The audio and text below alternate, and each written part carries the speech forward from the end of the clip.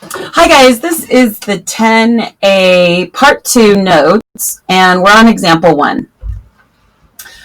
So we're asked to set up each trig ratio below, meaning below here, by identifying sine, cosine, and tangent of angle theta. Now remember, this is that Greek letter, and we say it theta. Now, as a little quick review, this is a variable, okay, just like x, but for angles, okay, for angles. And so if we're looking for a missing side on our triangle, we're going to use x. But if we're going to try to figure out degrees, most of the time we're going to use theta. Sometimes we'll use alpha or other Greek letters, okay? So that's how we're going to use, that's the variable we're going to use for our angles, okay? So we're asked to set up the trig ratios, okay? So think about that in terms of what we talked about in our introduction to 10A Part 2. So if you haven't gone over the video for 10A Part 2, it's a good time to do that now, because you need to really understand the background of what we're doing in terms of the trig ratios. Okay, so I've cleaned up our space, and let's just review that. The way that we say this when we're trying to remember our trig ratios, we say that SOHCAHTOA.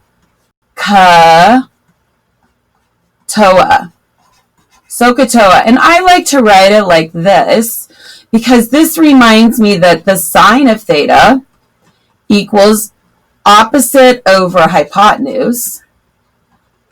Okay? This reminds me that the cosine of theta equals the adjacent side over the hypotenuse.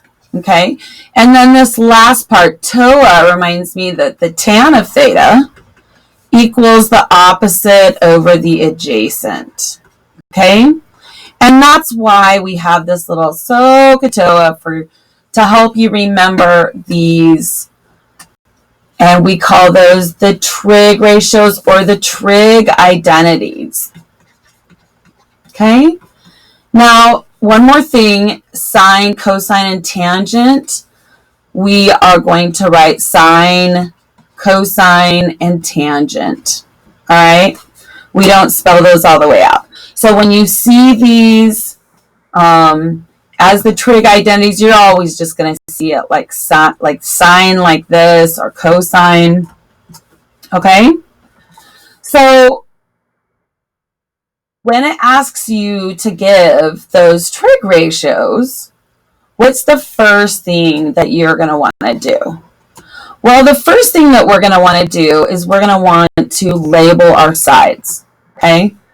Just like in our the last 10A Part 1, we always started by labeling those sides.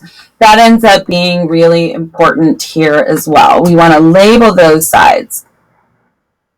So I'm going to write my theta one more time here. Just make it a little cleaner. Now let's label our sides, and remember that we always do that with respect to this angle theta. Okay? Now before, we always started with that hypotenuse opposite to that 90-degree angle. And guys, we can do that again here, but this time, instead of labeling it HYP, let's just label it H.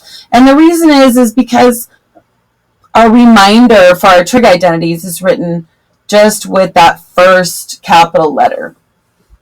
So again, just like in that last section, that long diagonal opposite from that 90-degree marker here is our hypotenuse. Okay, now these used to just be called legs, right? But we can't do that anymore. We need to be more specific when we have that angle theta, okay? And remember from that introduction video, the side that's touching theta is the adjacent side. And then all the way across opposite to theta is the opposite side, right? But now that we have our sides labeled, let's go ahead and show the trig ratios for this triangle. So the sine of theta is equal to opposite over hypotenuse. And when we fill in the numbers for our trig ratios, we're just going to use the numbers that we see given to us as the measurement of that side. Okay? So for sine, it's opposite over hypotenuse. We know that opposite is 12. And our hypotenuse is 13. The sine of theta is equal to 12 over 13. Okay? So if you were to find what that angle would be, put it in the calculator and hit your sine function, you would literally get a decimal that would be equal to 12 over 13. Okay?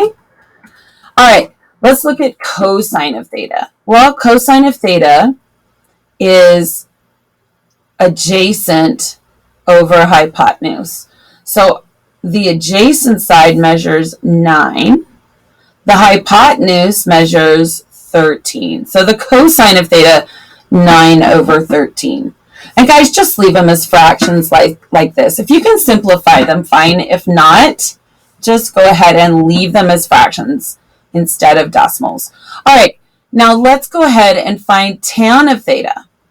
Well, tan of theta is equal to opposite over adjacent.